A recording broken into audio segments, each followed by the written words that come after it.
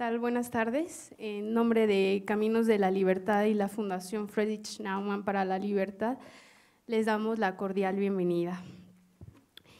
Caminos de la Libertad es una organización de origen mexicano presidida por el periodista Sergio Sarmiento y la Fundación Naumann es de origen alemán. Son organizaciones que promueven las ideas de la libertad, de la libre empresa y los derechos individuales, y el ideal de las sociedades abiertas, competitivas, como en un modelo para México.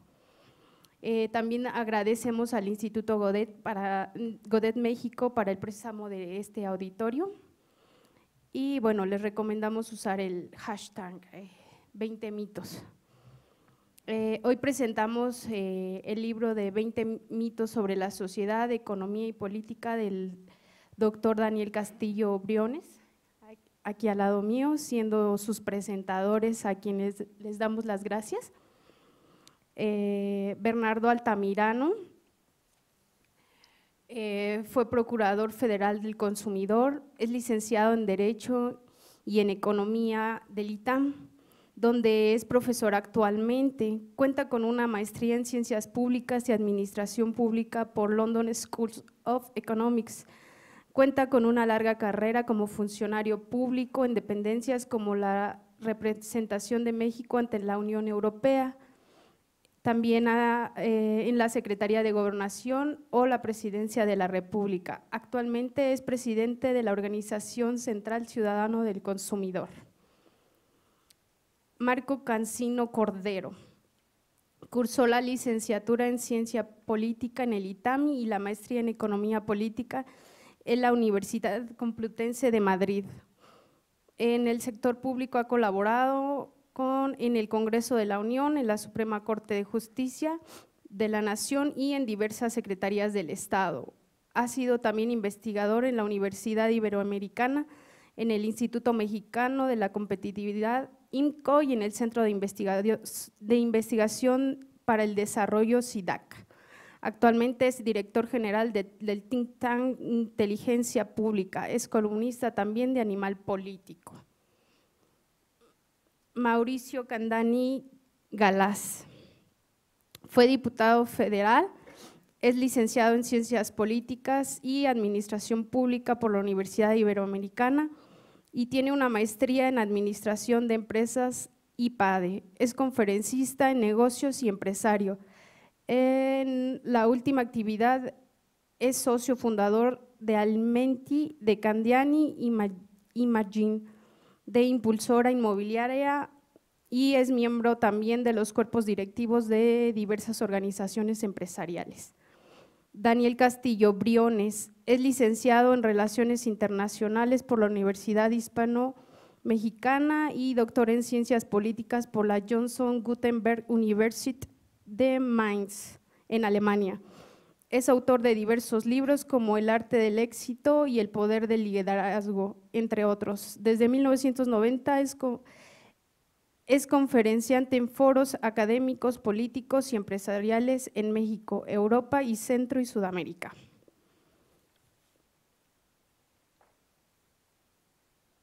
Y bueno, para dar inicio, Bernardo, sí, ¿verdad? Por orden alfabético. Adelante. Buenas tardes, muchas gracias Melody por la presentación.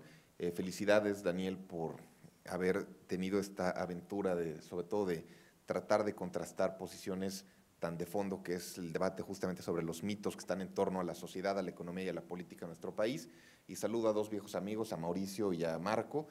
Y por supuesto que agradezco a Víctor, nuestro amigo de la Fundación Naumann, y a Berta de la Fundación Caminos de la Libertad por esta invitación. Bueno, pues ahora sí que yo no sabía que iba a ser el primero en participar y yo voy a hablar sobre 4 mitos que arbitrariamente escogí de los que bien narra Daniel, así que si se lo gano a alguno de mis compañeros, lo lamento, pero bueno, se puede profundizar en la plática.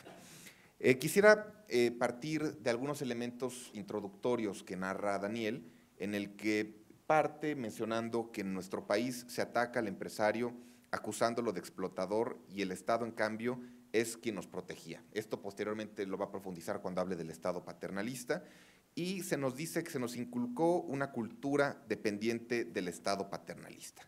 Entonces, son un par de frases muy provocadoras que enmarcan el resto del estudio sobre los 20 mitos y que los debemos de tomar como punto de partida, porque a partir de ellos va a empezarlos a desglosar, tanto en algunos mitos que se enmarcan directamente al Estado y en muchos otros que se enmarcan a la actividad empresarial. Y yo empiezo con el mito 2, si me permiten. El mito 2, según Daniel, se llama "El Estado debe intervenir en la economía". Y para esto, Daniel lo que nos platica es que esta visión sirve para combatir la pobreza, evitar abusos de los empresarios y hasta para evitar las crisis económicas. Profundiza y dice que las intervenciones solo aumentaban el poder y el control del gobernante sobre gobernados a costa de sus bolsillos. Y una frase prácticamente como de conclusión de este apartado, lo que nos dice Daniel es que lo que importa son los resultados de esta intervención. Y por eso yo creo que este punto es delicioso en cuanto al alcance de la discusión pública, ideológica y conceptual, porque es el preámbulo para lo que conviene profundizar en que la intervención debe estudiarse ampliamente y estudiar ampliamente su impacto en la sociedad, por supuesto en la economía y hasta en la cultura de la legalidad. Y aquí lo que hemos estado viendo últimamente en diferentes articulistas, por ejemplo, si uno lee a Luis Rubio ayer o a Jesús Silva Herzog esta mañana cuando escribe sobre el INE, pero que al final del día se enfoca hacia una visión de que estamos atravesando una nueva onda centralista. El centralismo va de la mano con el intervencionismo. Entonces, es uno de los temas donde vale la pena profundizar en el análisis. También la consecuencia que lleva este intervencionismo pues es la exclusión de la empresa en diferentes mercados donde participa de manera directa el Estado a través de sus diferentes agencias.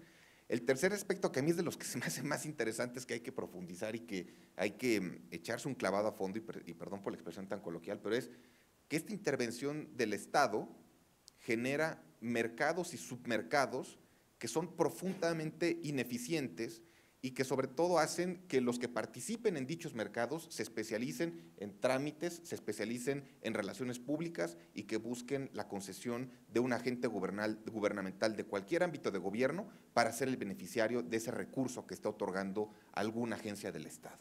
Y eso lo vemos en los 3 niveles de gobierno con diferentes alcances y ámbitos de programas gubernamentales, tanto de desarrollo económico, de desarrollo social o de lo que ustedes le quieran poner de título, y que en primer lugar generan una tramitología interminable, generan muchas cargas administrativas a cargo de la empresa y el Estado en sí mismo con esta intervención está decidiendo generar un mercado y el cual está lleno de ineficiencias y está lleno de trabas, que al final del día esto se hace más complicado porque aquí hay que profundizar en otro tema, no se ha eliminado el amiguismo y por lo tanto en este tipo de mercados prevalece y nos hace recordar la imagen y el nombre de Artemio Cruz, que es justamente esa imagen del que está buscando esa ventanilla del amigo y que va a ser beneficiario de una decisión de esa persona que pertenece a un nivel de gobierno y que lo va a hacer más poderoso o más rico de un día a otro. Tampoco en este tema de la intervención se habla de lo grave que implica la corrupción en este ámbito del intervencionismo, porque si al final del día esto se traduce en una visión presupuestocéntrica de otorgar más y más recursos, hace falta identificar cuál es el matiz tan complejo de la corrupción en esta visión de tanta intervención en la economía. Y un último aspecto dentro de este mito 2 que a mí me interesaría también seguir profundizando, porque también sería una invitación a Daniel a seguir avanzando con esta visión y con este análisis, es qué tanto incide esta intervención en la calidad final de los bienes y servicios. Sabemos que cuando el Estado interviene en la economía, hay una incidencia negativa en la calidad de los servicios y de los bienes que se están produciendo, y el mejor ejemplo es obra pública, ¿no? No tenemos que irnos tan lejos y simplemente ver el famoso distribuidor vial que se hizo hace algunos años. La calidad parece que se hubiera hecho antes de la Segunda Guerra Mundial, y así lo manejan todos los diferentes gobiernos de todos los órdenes, de todos los partidos políticos, y es algo que hay que tener mucho cuidado porque un extremo intervencionismo desplaza la calidad, afecta a los consumidores en su beneficio de dichos bienes.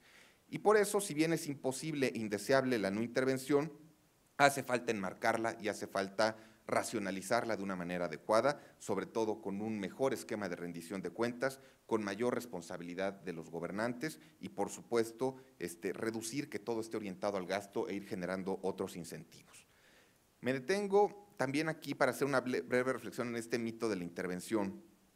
Justamente coincide esta obra de Daniel que estoy leyendo, The Silence of the Animals, de John Gray, que habla de progresos y otros mitos, y en el cual cita un trabajo de Orwell en el que menciona lo que implica la planeación del Estado, es decir, el mayor nivel de intervención posible y sobre todo bajo un régimen comunista. Y en esa cita que hace John Gray nos estaba mencionando que como en esa novela que se cita a un comunista se hacía énfasis en que se iba a hacer un plan de 5 años en 4 años.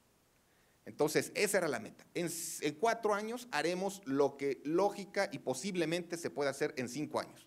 Y esto cuéstele lo que cueste o independientemente de lo que implique en costos sociales o de lo que implique en estar generando algún tipo de daños a la propia economía. Entonces, es el tema que hay que enfatizar y que felicito a Daniel por resaltarlo.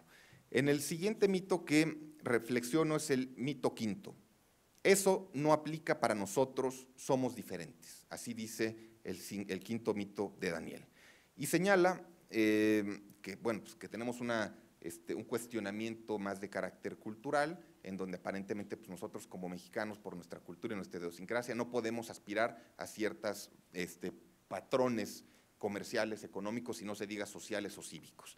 Y utiliza una frase muy interesante que dice: cuando un mexicano va a Estados Unidos, cambia hábitos y se asimila a actividades económicas. Y este paraguas de este quinto mito debe ser profundizado en términos de estudiar más a fondo lo que pasa con nuestros hermanos migrantes, ¿no? ¿Qué pasa en su mente cuando cruzan la frontera y que se adaptan a unas exigencias económicas mucho más complejas, a una racionalidad y a una cultura diferente? Y que esto implica un reto para ponernos a preguntar, oye, bueno, entonces, ¿qué es lo que pasa aquí en México y por qué no estos millones de hermanos migrantes se pueden quedar aquí a buscar un conjunto de incentivos que les permita encaminar su producción y su progreso en una manera semejante a lo que ocurre en Estados Unidos? Y para eso, pues yo los invito nada más a releer 3 instrumentos. El primero es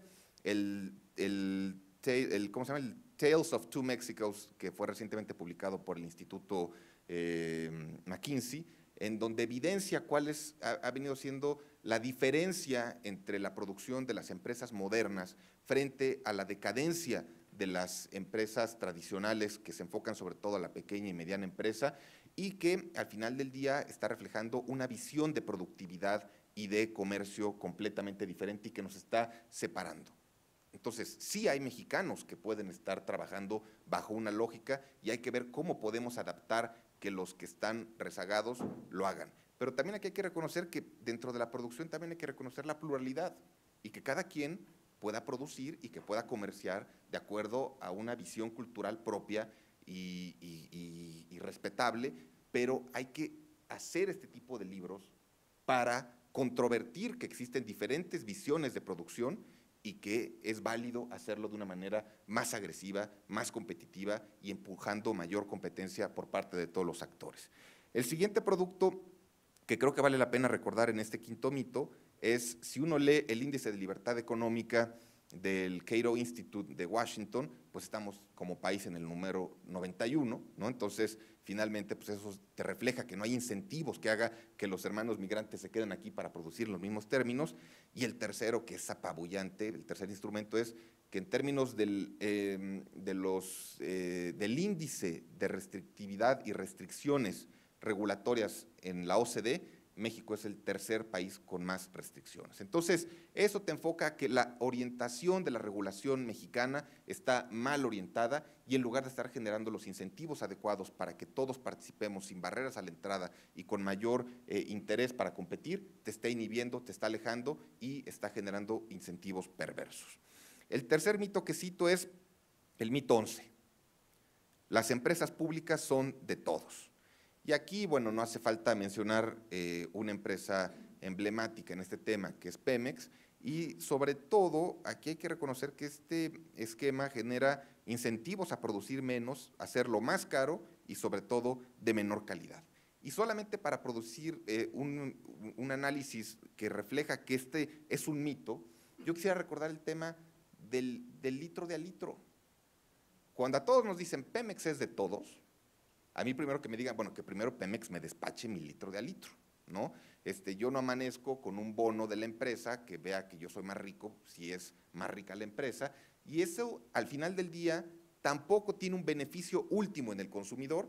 ¿Y qué es lo que hay detrás de este problema? Es un problema de que no hay competencia en el sector, de que no hay la posibilidad de que haya una visión más agresiva y que es la propia empresa pública la que diseña el mercado a través de un mecanismo de franquicias profundamente imperfecto y que aun cuando el diseño de la competencia es tan terriblemente defectuoso, se supone que una institución como la Profeco es la que tiene que garantizar que el consumidor sea el que al final del día tenga el despacho completo de al litro, cuando en realidad se puede resolver con incentivos pro competencia en lugar que con una coerción de verificación indebidamente diseñada. Entonces, este es un tema que ejemplifica claramente lo que bien señala Daniel. Y el último, el mito 17, que quisiera señalar, es culpa del gobierno. Y aquí hay una frase que me gusta mucho de Daniel, que dice, bueno, pues hay que ponernos manos a la obra, hay que buscar esa visión más de qué es lo que corresponde en el ámbito de la responsabilidad de cada uno, y pues esto sirve de preámbulo para mi conclusión, y más en este Instituto Goethe, pues hay que retomar a nuestro querido filósofo Kant en cuanto a esa visión de ética, de hacer cualquier acto buscando que éste se convierta en una máxima universal, es decir, del individuo frente al universo y no a la inversa de reglas universales frente al individuo, y esto es algo que hace falta promover de una manera muy importante en nuestro país, y que en este sentido, simplemente recordar para ir concluyendo a Octavio Paz, donde es alguien que abunda mucho en el tema del mito y sobre todo ahora recordando su centenario, y nos dice que la ley del mito es la repetición cíclica, lo que sucedió una vez volverá a suceder, como punto de partida, y que este libro es impecable para tratar de evitar que esos mitos vuelvan a suceder. Pero también nos dice Paz que la historia, invención del occidente judeocristiano, es tiempo irreversible, lo que pasó una vez no volverá a pasar. Y por eso es muy importante que veamos este trabajo de Daniel como un primer esfuerzo para tratar de hacer un mapeo de aquellos mitos que deben de ser contestados de una manera muy sólida y muy consistente desde el punto de vista ideológico, conceptual y por supuesto que también empírico, y que se demuestre que hay otra visión, que hay un conjunto de valores muy positivos del otro lado de la moneda, y que en este contexto podamos dar paso a lo que decía justamente Paz, que un mito se sustituye con otro mito y que tengamos la posibilidad de que bajo las nuevas circunstancias socioeconómicas que estamos viviendo, tengamos la posibilidad de construir un nuevo mito basado en la responsabilidad individual, en la libertad, en la competencia y en el riesgo del emprendedor. Ese es mi mensaje final, y por eso felicito a Daniel por este primer esfuerzo de presentar un conjunto de mitos sociales, económicos y políticos. Felicidades. Gracias, Bernardo. Marco Cancino, por favor. Gracias. Yo también quiero agradecer la invitación tanto al Instituto, a la Fundación Naumann, como también a Caminos de Libertad por la invitación. Quiero agradecer este espacio para Inteligencia Pública, también el espacio que el propio centro, Instituto Goethe, lo pronuncié bien, nos facilitó para esta presentación. Quiero felicitar al autor, creo que fue bastante provocador el texto, sobre todo uno que está acostumbrado a estar leyendo textos, documentos plagados de datos. Siempre tenemos la obsesión de que nos los tienen que argumentar con datos muy concretos, ¿no? con fichas, con gráficas, etcétera. Pero este es como algo fuera de lo común, de lo que normalmente leo. A mí si me preguntan qué libro ha marcado tu vida o qué libros han marcado tu vida, sin duda yo diría que el Baldor, ¿no? Eso hizo que no fuera ingeniero y más bien fuera politólogo. Este libro justamente es de lectura bastante fresca, ágil. Creo que este tema de los mitos en los que uno no necesariamente tiene que estar o muy de acuerdo, en desacuerdo o muy en desacuerdo, como dicen las encuestas ahora tan de moda, bueno, hace muchos años, sino más bien que es el punto de partida para una discusión ideológica y bastante amena, creo yo, en términos de los 20 mitos. A mí me gustó muchísimo algunos de los argumentos y algunos temas me identifiqué bastante. Por ejemplo, el tema del marxismo es una excelente teoría porque beneficia a los que menos tienen. Yo iría un poquito más allá y siempre digo, como si tú eres comunista, que me apunten en tu lista, ¿no? Cuando a veces movimientos de izquierda solamente se distinguen de los que llamaba este gran filósofo mexicano Ricardo Rafael Los Mirreyes, pues solamente el saco de pana y el pachuli. Yo no veo mucha diferencia porque en la práctica actúan igual cuando ejercen el poder.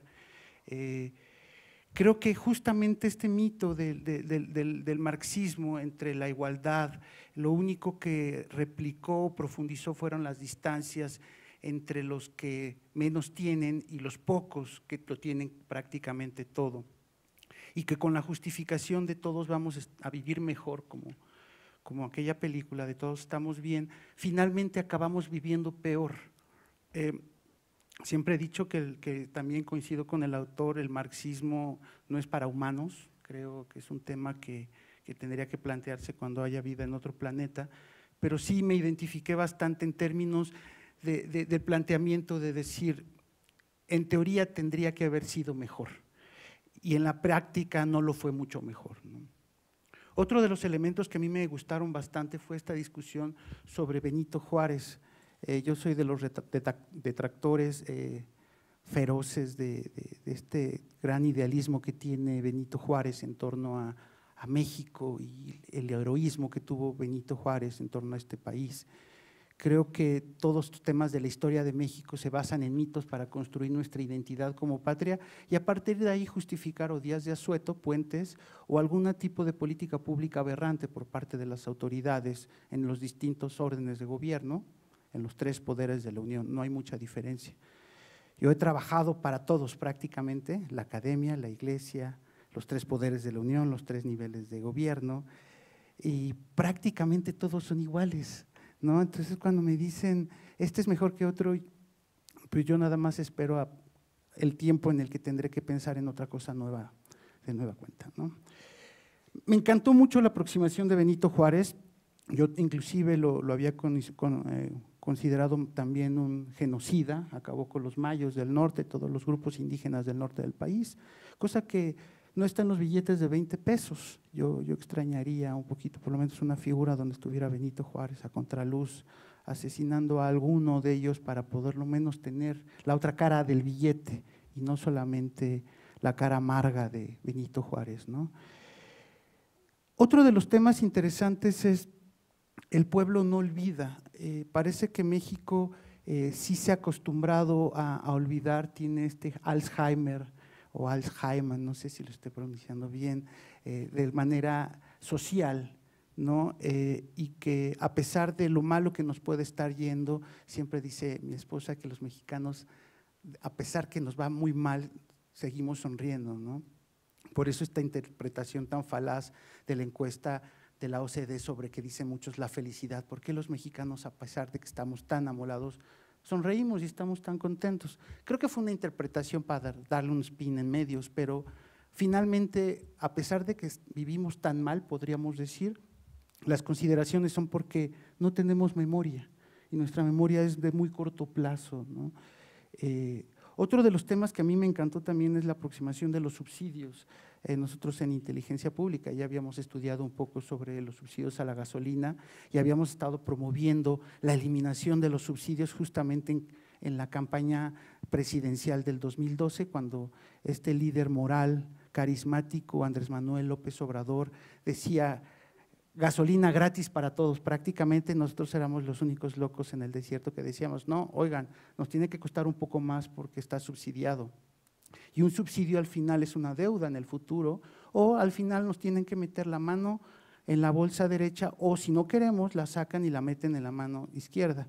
No sé si encontremos la catafixia como Chabelo, pero al final de cuentas no obtenemos lo que nosotros necesitáramos o no necesitamos, que es finalmente un mejor país. El mito de los subsidios a mí me gustó mucho porque básicamente toma esto como una de las banderas en decir, nos están engañando y a pesar de eso, regresando al otro tema, lo volvemos a olvidar y somos felices con ello. La creación del Estado, la obligación del Estado para crear nuevos empleos también es un elemento que es interesantísimo, que constantemente los periodistas nos llaman para decir, oiga, ¿usted qué opina sobre el impacto de la reforma laboral? No se está cumpliendo la meta de creación de empleos. Yo siempre les digo, pues depende, y todos se quedan así esperando, entre las comillas seguramente en su computadora, en un periódico, con las comillas para decir Marco Cancino, director general de Inteligencia Pública, dijo, y una metida de pata. Les digo, no, verdaderamente son muchos factores, entre ellos tiene que ver que tenemos un vecino del norte que dependiendo de su demanda interna van a querer productos mexicanos o no, y a partir de ahí viene toda una cascada de rollo mareador con los periodistas para finalmente decirles, el Estado no necesariamente es responsable de crear empleos, solamente de las condiciones, las reglas de juego para que los distintos actores privados tengan suficientes incentivos o motivaciones para generar nuevos empleos. De hecho, la reforma fiscal del año pasado no abarató el costo de generar nuevos empleos para el sector privado, no me dejarán mentir los que tienen más años de ser Pepe y Toño, sigue siendo bastante caro abrir una nueva plaza de trabajo por toda la carga impositiva que eso implica. Y no digas si se les ocurre despedir a alguien, es sumamente caro, independientemente del nivel de productividad de esta persona. Y la pregunta que volvemos a hacer es, ¿el Estado tiene la responsabilidad de crear esos empleos? El autor dice que normalmente a veces cuando hay crisis económica o hay falta de empleo, en algunos modelos económicos el Estado es quien se encarga de darle chamba a la gente, ¿no? Tabasco es especialista en eso, Campeche es especialista en eso, prácticamente el 90% de la población económicamente activa de esos estados trabaja en la nómina, está en la nómina del Estado. ¿Y eso qué significa? ¿Que los estados viven mejor? No necesariamente. Y eso lo han demostrado esos estados. Creo que aquí este libro, más que nada, nos está permitiendo tener un punto de partida sobre la reflexión de distintos temas. Y yo los invitaría a leerlo, yo podría decir que lo leen en una ida al baño, fue un 2, pero realmente es bastante ameno y muy rápido de leer y sobre todo es bastante provocador. ¿Por qué? Porque nos hace pensar sobre lo que normalmente estamos acostumbrados a leer en los libros de primaria de texto, que además de que nos refuerza nuestra capacidad de memoria, más que ayudarnos a pensar, aprender a pensar, lo que hace es justamente justificar, precisamente justificar toda esta toma de decisiones políticas, populistas, que no necesariamente son las más eficientes desde el punto de vista de la calidad de vida de la gente, desde el punto de vista del crecimiento económico y sobre todo con este anhelo de que tengamos un México mejor. Desde que yo tengo uso de razón, algunos dicen que no la he tenido nunca, pero siempre hemos vivido en crisis, ¿no? Mi padre siempre decía una y otra vez hay que apretarse el cinturón, yo ya bajé ahorita 12 kilos y todavía me queda un pedacito. ¿Qué pasaría? ¿Qué pasaría si México, cómo podríamos identificar un México sin esas crisis, con políticos que se dedicaran a hacer lo que realmente les toca? ¿No? El Congreso a hacer leyes, no a dictar políticas públicas, el Ejecutivo tal vez establecer algunos criterios y políticas generales mínimas y a supervisar que las reglas se cumplan. A la iniciativa privada hacer su chamba realmente y a todos los ciudadanos hacer lo que verdaderamente nos toca. Estamos muy acostumbrados a recibir justamente del Estado paternalista estas grandes soluciones. Un estudio que tuve acceso por ahí por parte de trabajo, nos decía que en la Ciudad de México, entre más de izquierda eres, más propenso a que vengan a resolverte tus problemas y menos proclive a a participar en la solución de esos problemas tienes. Entonces, pues tenemos algunas delegaciones donde pues, son especialistas en manifestarse, en cerrar calles, en protestar, pero en el momento que les dicen, bueno, pues creo que nos toca hacer esto, no están necesariamente dispuestos a hacerlo. Entre más al centro te vuelvas tú, estás un poco más disponible o dispuesto a participar en la conformación de esto que le llaman bien público, ¿no? Y si necesitas tal vez todavía el tlatoani y el guía espiritual que te diga qué hacer, pero ya estás dispuesto tú a participar en la conformación de ese bien público. Pero esta idea tiene que ver con que unos necesitan el Estado para justificar su incapacidad de resolver sus propios problemas y otros son capaces de resolverlos por sí mismos, que además tiene una visión netamente empresarial, ¿no? Yo quiero felicitar al autor, para no extenderme mucho más, quiero felicitar al autor, invitarlos a leerlo, a compartirlo, no sé si por temas de derecho de autor, pero qué bueno que está en versión electrónica para que se pueda difundir más allá de las 1000 copias que se imprimieron, digo, no sé si, ¿no? Pero bueno. Sí, ok, entonces sí pueden hacerlo. Creo que va a ser bastante interesante y bastante provocador. Insisto, no necesariamente, y creo que es la intención del autor, no tienen que estar forzosamente de acuerdo en cada uno de ustedes. Tal vez algunos sí tengan en su altar personal a Benito Juárez, o no sé, pero creo que sería bastante interesante, o tengan un cuñado como yo español, pero más allá de eso yo los invito a leer esta gran provocación que nos ha dejado este autor. Muchas gracias.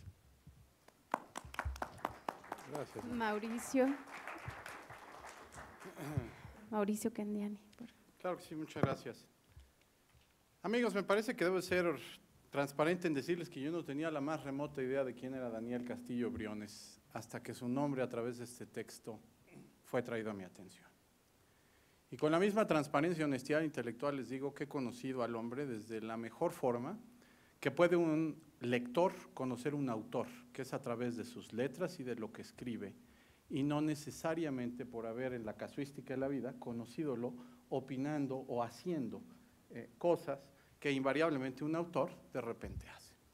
Y por eso quiero partir de la premisa de que recomiendo ampliamente la lectura de este texto, no necesariamente en el orden que los mitos están impresos. Es decir, quiero traer a la atención de quienes tengan la curiosidad de leerlo en cuanto lleguen a su casa o este fin de semana, de que lo podrían hacer prácticamente en cualquier orden. Es decir, podrían empezar con el 17 y luego el segundo, y les puede gustar el 3 y luego seguirse al cuarto, porque en este particular caso, cada mito representa en la lectura o en la propuesta de lectura que el autor nos pone enfrente una reflexión que por sí misma se puede estar en acuerdo o en desacuerdo con ella, pero que no necesariamente influye a la siguiente lectura del mito que uno escoja como siguiente.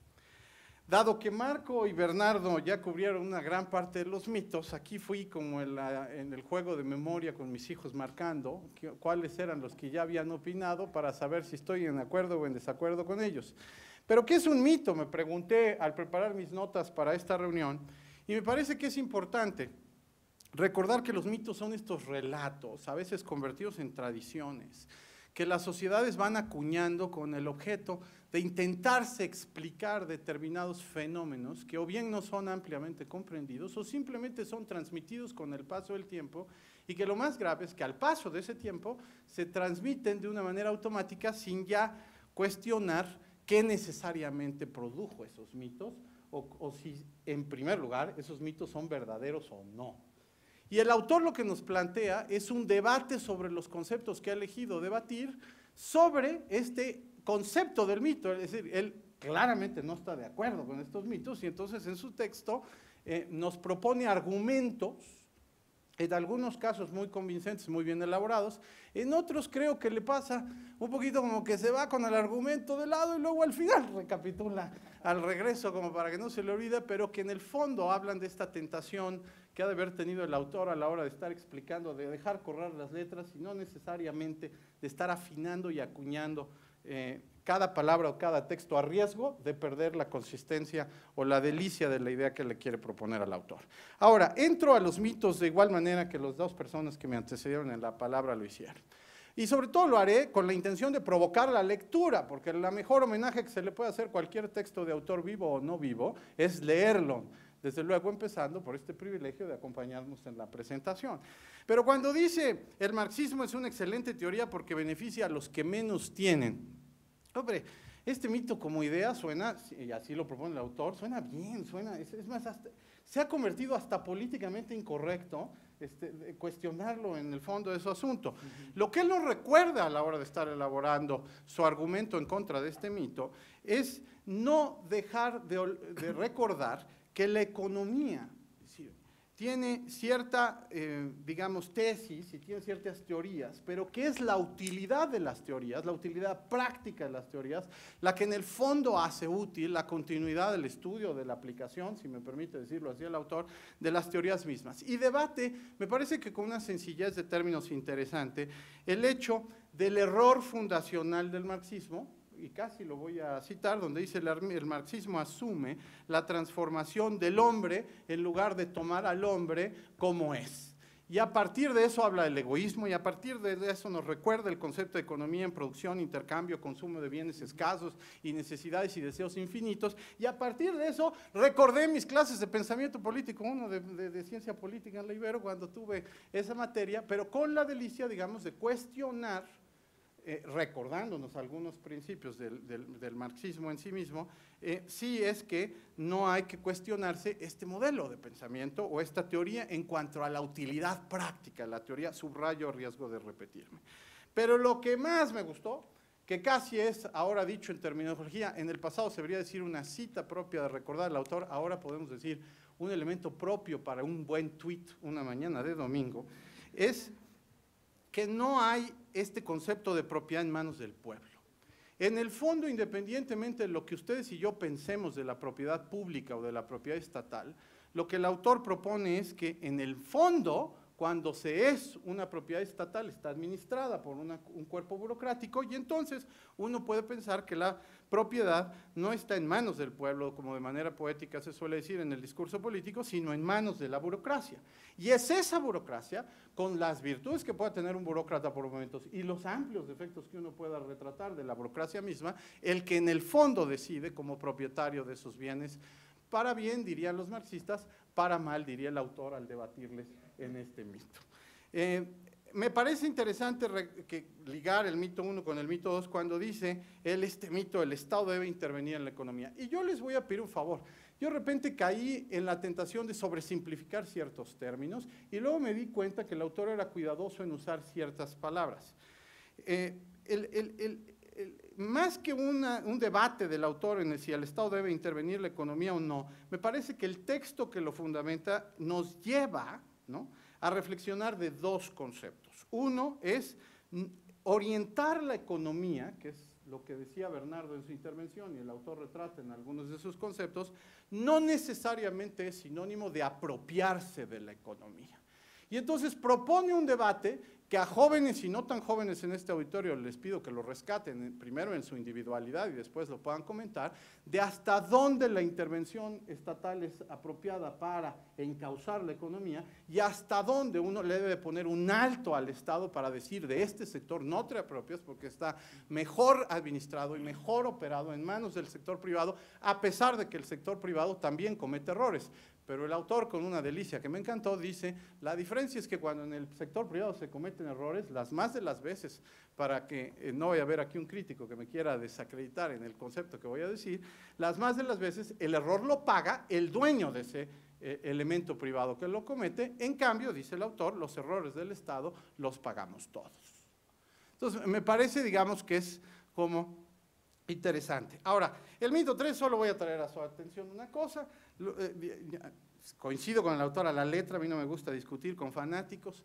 Creo que la definición nos puede llevar a un cuidado que es este concepto que él pone, porque además en el texto viene su reflexión y luego nos acompaña de unos cuadros al final donde nos pone, digamos, a disposición inmediata del lector las definiciones, casi de diccionario, no sé cuál ha sido la fuente, pero de ciertas palabras, como para que si uno las quiere relacionar pueda continuar con la definición. Y por ahí decía en la definición de fanático un hombre apasionado, y seguía elaborando, ¿no? Y bueno, yo no tengo nada contra la pasión. El problema de los fanáticos, que es lo que yo quisiera traer a su atención, porque el autor lo elabora de una manera, es la creencia de que su idea es la única válida. no el apasionamiento en sí mismo. A mí me gustan los apasionados de izquierda, los de derecha, los de centro, los de arriba, los de abajo, los flacos y los altos. El apasionamiento en sí mismo no lo juzgo como equivocado. El problema es la creencia de que la visión es única, porque entonces no hay argumento válido en el de enfrente. Es decir, si uno asume que lo único válido es lo que uno opina o piensa, pues entonces la interlocución es innecesaria, porque nada más estás queriendo desacreditar al otro, y como el autor lo propone, acabas en lo que en el debate se llama el argumento ad hominem en lugar de ad res, ¿no? Descalificando al de enfrente en lugar de haciendo un planteamiento de contraste de la idea. Ahora, me parece interesante reflexionar sobre, más bien que reflexionar, invitarlos a leer el mito 4 de las empresas transnacionales se llevan toda la riqueza y solo explotan a la gente. Porque, miren, habiendo dedicado la mayor parte de mi vida al sector privado, aunque Melody retrataba de mi breve paso por el Congreso cuando fui electo en el Distrito 10 del DF en el año 2000, me parece que este debate lo he oído entre propios agentes. Y lo curioso es que pasa igual en la academia que en el sector privado, en el público. Es decir, cuando al nacional le afecta el extranjero, entonces se vuelve medio nacionalista, ¿no? Cuando al sector público no le gusta el privado, entonces le dice que la economía debe ser clasificada y no tan abierta porque daña. Lo curioso es que cuando uno va a otro país que es exportador de inversión, o digamos que lleva inversión a otros lados, siempre hay críticos dentro de esa nación que dicen que deberían de prohibir que se llevaran esas inversiones a otro lado para proteger los empleos de esa economía que se están perdiendo porque son más competitivas las inversiones en otro sitio. Entonces, eso me invita a pensar, como el autor lo propone en su texto, que el debate es inacabado, es decir, lo que molesta es la afectación, pero la existencia misma de inversión, que es un hecho que en nuestra economía está presente, el elemento rescatable del autor es cuando dice: la única forma objetiva de reemplazar la inversión extranjera sin pagar el costo de oportunidad, eso yo se lo agregué, si tú me lo permites, mi querido doctor Daniel, es por medio del aumento de la producción nacional capaz de competir en precio y calidad, también generando riqueza. Y nos recuerda con una explicitez deliciosa que en el fondo es la generación de riqueza la que nos tiene que, digamos, incidir en cualquier análisis del sector privado o del sector público.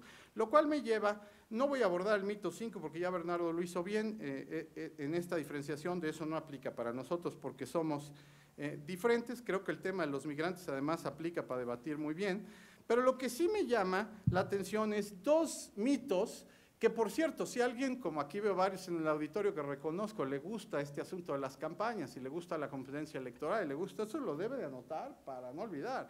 Uno es cuando las acciones del gobierno son buenas, la gente se da cuenta. ¡Ay, caray! O sea, la intencionalidad de la acción o la bondad de la acción hace que inmediatamente se dé cuenta. En una sociedad donde lo que sobra es información, ese mito se descarta por sí mismo. Pueden ustedes ser gobernantes del partido que más simpaticen, no hay cosa más difícil cuando uno está en un puesto público que cuando se hace bien el bien, si es que uno tiene la chance de hacerlo, tener la capacidad de difundirlo bien entre la base votante que lo llevó a ese universo. Es complejísimo y no necesariamente barato, y aun cuando se cuenten con los recursos estatales o privados, de todas maneras implica una complejidad comunicacional importante. Así que me parece interesante rescatar muy bien eso. Ahora, lo de más fondo, y con esto voy a ir, digamos, bajando mis opiniones, el que más gocé, porque estaba yo haciendo un ejercicio dentro de todos, así como tú dijiste, Marco, el de Benito Juárez, que claramente ya nos dijiste hasta el diseño de los billetes que debe tomar en consideración el Banco de México y una serie de cosas. A mí el que más me gustó es la claridad con la que el mito dice la desigualdad social es injusta y el autor nos recuerda que la desigualdad es intrínseca al ser humano. Y miren, la afirmación es provocadora, porque en política pública siempre suena bien buscar la igualdad social.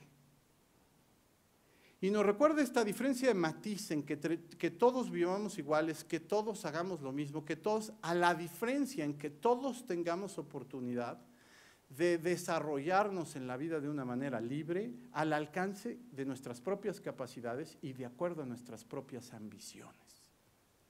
Y el autor, con sus propias palabras, nos recuerda a los seres humanos, tenemos capacidades diferentes, ambiciones diferentes, estilos, proclividad a la acción distinta y demás. Y lo hace de una manera que les advierto, lo tuve que leer 2 veces porque la primera dije, ay, qué aventado es este hombre al escribir algunas cosas, ¿no?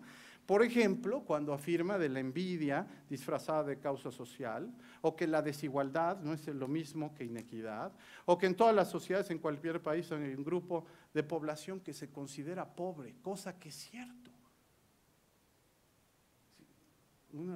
Porque la pobreza o la riqueza en el fondo es un elemento de contraste, es decir, pobre o rico con respecto a quién. Aunque eso no quiere decir que el autor no esté atento a ciertas inequidades que en la sociedad mexicana, y creo que lo dice unas palabras más, unas palabras menos, y que lo que debemos es de buscar en lugar de combatir, la desigualdad es la inequidad, creando igualdad de oportunidades para todos. Me parece que el fin de la reflexión es interesante. Ahora, me permitiré por último, para no repetir algunos, tomar, nada más por disciplina y método, algunos que no hayan ustedes necesariamente comentado. Y me parece interesante decir este mito 14, donde somos pobres porque los españoles nos saquearon. ¡Ay, Dios! Qué tristeza me dio leer que existe ese mito todavía. Ya pasó muchísimo tiempo. O sea, quererle echar la culpa de cómo somos a Fernando VII o a Hernán Cortés, que si le dio un beso a quién sabe qué indígena, o sea, por Dios, o sea, tiene toda la razón el autor en proponer, decir, señores, mi hermana adolescente en su inglés pocho diría, let it go, por Dios, ya. Es más, si les da flojera leer 20, omitan ese, lean 19 y ya ni siquiera lo recuerdan en la memoria. Sí, esto de que, pero en el fondo seré disciplinado con mi propio método y diré lo rescatable de esa reflexión es cuando dice todos los países del mundo han sido colonia de alguien alguna vez. Entonces cuestiona si ese asunto del colonialismo en sí mismo es lo que explica algunas cosas. Y nos recuerda también un poco la mezcla que hubo y cómo cuando en Europa se ve a México a la distancia, se cuestionan de decir, oigan, pues cómo que son, por qué eran, por qué no, pues ya son lo que son, porque ya es un revoltijo de lo que son, así que ya no echen la culpa ni a los que eran, ni a los que estaban, ni a los que no estaban. Y nos invita a reflexionar cómo era el mundo indígena, y cómo era el mundo colonial, y cómo eran los que llegaron, y los que llegaron para quedarse, y los que rompieron literalmente naves, lo estoy diciendo en mi terminología, no en la del autor, para que entonces uno diga, oiga, ese mito sigue vigente o no, y yo diría que bueno, ya lo dejemos ir, hasta le cuestionaría a Daniel, si te echas los siguientes 20 mitos, ya no nos vayas a decir, y lo que nos dejó, yo qué sé, los conservadores y liberales, también lo tenemos que dejar ir un poquito de vez en cuando.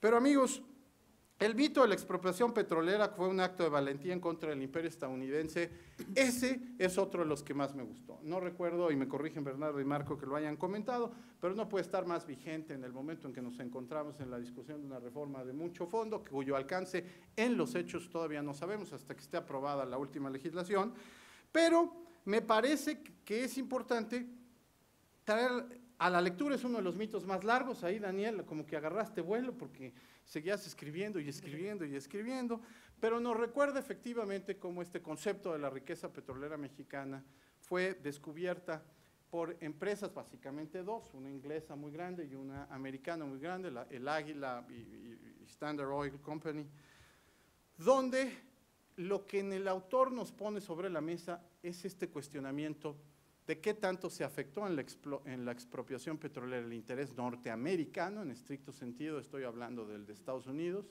y en qué grado el interés mayoritariamente afectado por la decisión fue el interés británico. Y cómo el mito no es propiamente, y por eso les pido que pongan atención en los matices de los términos, no es que la expropiación petrolera fuera un acto de valentía en contra del imperio estadounidense. Fue un acto que se pudo instrumentar, propone el autor, después de explicarlo en su texto, por las circunstancias en las que hizo, en el año que se hizo, a punto de empezar la Primera Guerra Mundial, y en ese contexto de juego de fuerzas, en la que Estados Unidos estaba dispuesto, por aprobación de su presidente Roosevelt, a dejar de defender un interés muy particular de una empresa, porque además el interés mayoritariamente afectado era el británico, a cambio de una garantía de que no se suspendiera el flujo de las exportaciones de las materias primas que Estados Unidos estaba anticipando que necesitaba para la Segunda Guerra Mundial. Me parece que la reflexión es interesante. Si el tema les es nuevo, provocará, me parece, lectura posterior. Y termino con un último mito que el autor nos pone después de que este año estamos estrenando una bola de impuestos y si no los estrenamos los nuevos, los estamos pagando más grande, que es si el gobierno requiere aumentar la recaudación, necesita aumentar los impuestos.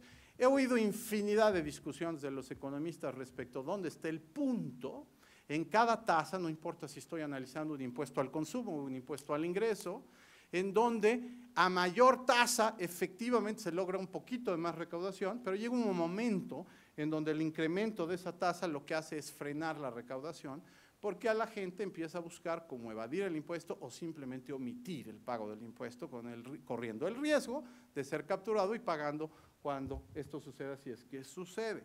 Y cómo hay un estímulo cuando se reduce la tasa a el responsable de pagar el impuesto poder pagarlo eliminando cualquier riesgo de que le vengan a reclamar el pago o simplemente sintiéndose bien de contribuir a ese que nos recuerda el autor, que es el costo de tener gobierno que está expresado en esta figura de los impuestos, los derechos y los aprovechamientos.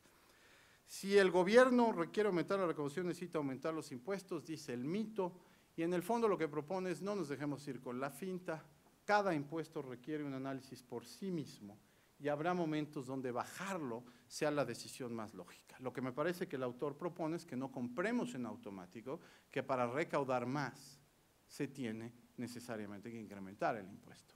A veces para recaudar más lo que se tiene es que bajarlo. El reto, Daniel, es dónde está ese punto óptimo analizado, impuesto por impuesto. Con esto, amigos, termino mis comentarios. Recomiendo que lo lean.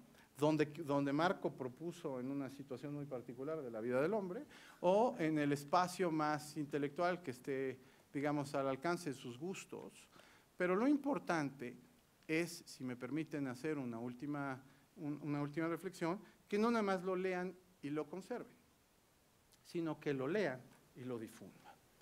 Porque este es un libro, digamos, de lectura rápida, y creo que ese es el gran mérito de las fundaciones que han contribuido a su publicación, que no han caído en la tentación de hacer un texto, Marco lo dijo en otras palabras, muy elaborado, muy cansado de leer, sino un texto sencillo, comprensible, digno de compartir con propios y extraños para gozarlo y conocer, como conocí yo al autor, no necesariamente por su nombre o su rostro, sino por la delicia de sus letras escritas. Muchísimas gracias. Gracias, Mauricio. Sin duda ha sido muy enriquecedor y bueno, yo voy a hacer un breve comentario para darle la palabra al autor y sin duda es un libro muy digerible. Yo cuando lo leí y le pregunté a Víctor, oye, ¿quién es el autor? Porque nunca lo he visto en las reuniones, seguido somos hijos de Naumann, muchos de nosotros, y me comenta Víctor, él también fue a Gummersbach, igual que tú. Y le digo, oye, es que comenta que ha estado en Alemania, que ha estado en Serbia, pone tantos ejemplos tan digeribles. Me recuerda un poco a un autor mío que se llama Murray Rothbard y es tan claro, ¿no? Entonces, en mi formación yo soy químico y todo esto lo entendí. Entonces, si ustedes son economistas y son politólogos, pues realmente va a ser un agasajo leerlo para ustedes. Y bueno, finalmente le doy la palabra al autor Daniel Castillo. Bueno, agradezco mucho sus palabras, soy muy honrado por sus comentarios. Quiero dar las gracias a la Fundación Naumann por su apoyo, a la Caminos de la Libertad, a Berta Pantoja, a Víctor Becerra. Y me gustaría contar qué hay atrás de este libro y por qué hice este libro. Hablando de los libros que marcaron nuestra vida, el mío también fue Baldor, porque dije yo nada que ver con las matemáticas. Pero uno de los que marcó mi vida y creo que fue marcó mi pensamiento, inclusive fue La vida de los 12 Césares, de Suetonio. Y me sorprendió sobre todo por la manera en que Suetonio tomaba la vida de cada César. Tomaba las cosas buenas, por supuesto, de cada uno, pero también tomaba los actos administrativos buenos y malos, y la personalidad, lo bueno y lo malo. Y es algo que aquí en México no hacemos, porque el bueno es bueno de veras, casi santo, y el malo, bueno, ni casi nombrable, ¿no? Digamos. Santana pues no tiene un ápice de bondad en su cuerpo y Benito Juárez hasta sus flatulencias olían a rosas, ¿no? Y nos topaba con una serie de dogmatización histórica por en todo este esquema. Me gustó muchísimo eso. Y a partir de ese momento yo me hice, digamos, mi profesión es internacionalista, en Alemania estudié ciencias políticas, pero me convertí en un fanático de la historia. De hecho, me han encargado algún libro de historia en alguna ocasión y mi pasatiempo también es tanto la historia como la economía. Y eso me ha llevado a muchos esquemas, ¿no? Por razones de la profesión, la cuestión internacionalista la he dejado para los análisis en revistas, en periódicos, en tele, en donde me ha tocado estar, y me he dedicado más al ámbito empresarial, al desarrollo, a la academia, etcétera, etcétera, a la cuestión de desarrollo humano. Pero aún así, en el año 2000, cuando López Obrador pintaba que iba a ser nuestro próximo presidente, yo estaba muy preocupado. Y yo decía, esto no puede ser, ¿no? Y amigos analistas, alguna vez Eric Guerrero me dijo, no, pues yo veo que, hijo, nos va a cargar el payaso porque va a caer López Obrador. Y yo le decía, bueno, pues, ojalá que no, ojalá que sus propios errores lo lleven a que no lo hiciera. Y así pasó. En el 2006, cuando vuelven a caer en esto, yo tomé la palabra de López Obrador, se me hizo un buen consejo, cuando dijo, yo le pido a mis seguidores que convenzan a 2 personas más de votar por mí. Y yo dije, eso es bueno. Cada que yo dé un curso, voy a convencer a todo mi curso de no votar por López Obrador. Y es un poco complicado dar curso a gente que no tiene la formación económica, porque desgraciadamente la formación económica es un hueco en nuestra formación académica. Cuando nos llegan a dar en la universidad economía es algo pesado, lleno de teoría, lleno de gráficas, lleno de tablas, lleno de cosas. Y a mí se me hacía complicado recomendarle a la gente que tomaba un seminario conmigo, bueno, pues léete Ludwig von Mises, Eugen von Baberg, Henry Hazlitt, porque pues, la gente no iba a entender mucho de eso si no tienes la formación económica. Básicamente la idea de este libro es eso, que cualquiera, sin importar si sabes de economía o no, lo entiendas. Y realmente la función del libro era buscar los argumentos y las cuestiones para que la gente entendiera por qué todo lo que dicen, no nomás López Obrador, o sea, tenemos un montón de ejemplos ahorita con nuestro actual presidente o con otros partidos, cuando lo que dicen puede sonar bien, pero realmente es falso, realmente va a traer más mal que beneficio. Y de eso, esta fue la idea del libro, ¿no? Yo le decía, alguna vez surgió la idea con Víctor, estábamos en un evento, y yo le comenté, mira, me he topado cuando doy cursos, no sé, de negociación o de liderazgo o lo que sea, y tomamos el tema de las elecciones y ahí me tienes, ¿no? ¿Por qué bajar la gasolina nos iba a traer un problema económico? Ahí me tienes explicándolo. Y no tiene nada que ver con el tema, me dan ganas de escribir algo así como los mitos sobre Paul. Y me dice Víctor, pues échatelo. Y nosotros te lo publicamos. Y ahí empezó la cuestión, ¿no? Ahí empezó la idea de escribir sobre esto. Yo creo que, como bien lo puse en algún momento del libro, teoría que no es práctica no es buena teoría, pero también es importante difundir las ideas y hacer que la gente las entienda y que no necesariamente tenga que ser un experto en economía para poder entenderlo. Yo creo que la economía, como cualquier otra ciencia, a fin de cuentas, cuando hablamos en aspectos prácticos, también es fácil, pero tenemos que bajarlo a eso. En el camino para hacer este libro, que me costó más tiempo de lo que yo esperaba, estuvimos en 6 países distintos en ese periodo y precisamente por esta cuestión académica me puse a platicar con la gente en la calle, con la gente que es política, con la gente que es analista de periódicos y me encontré con que estos mitos no solamente son aquí en México, también están en Europa. Y también la gente dice, no, pues es que estas empresas nos van a venir a quitar la riqueza. Yo decía, a ver, ¿cómo? ¿No? Y ahí me tienes en un restaurante explicando con saleros y con ceniceros y por qué una empresa por el solo hecho de existir ya está generando riqueza. Pero son mitos que existen en todos lados y que yo creo que eso es lo peligroso de este asunto. Estos mitos nos ponen en peligro. Y si bien estamos oficialmente en recesión, según acabo de leer en el periódico, también es cierto que México es considerado uno de los motores de la economía mundial hoy en día. Y estos mitos pueden hacer que nosotros caigamos en las crisis de antes. y yo creo que es algo que me preocupaba demasiado como para dejarlo así nada más, o para dejarlo en las charlas de café o en un curso, en una conferencia que no tenía nada que ver con el tema, y ojalá que esto sirva para que alguien, cuando algún candidato político le cante que hay que bajar los impuestos o hay que bajar el precio de la gasolina o que los norteamericanos no nos están dejando crecer, pues que entendamos qué es lo que está pasando ahí de fondo. Hay unas cuestiones que son mucho más complicadas de lo que parece. Y ojalá que les guste el libro y el hecho de que alguien se dé cuenta de que alguien nos está tomando el pelo, con eso vale la pena, ¿no?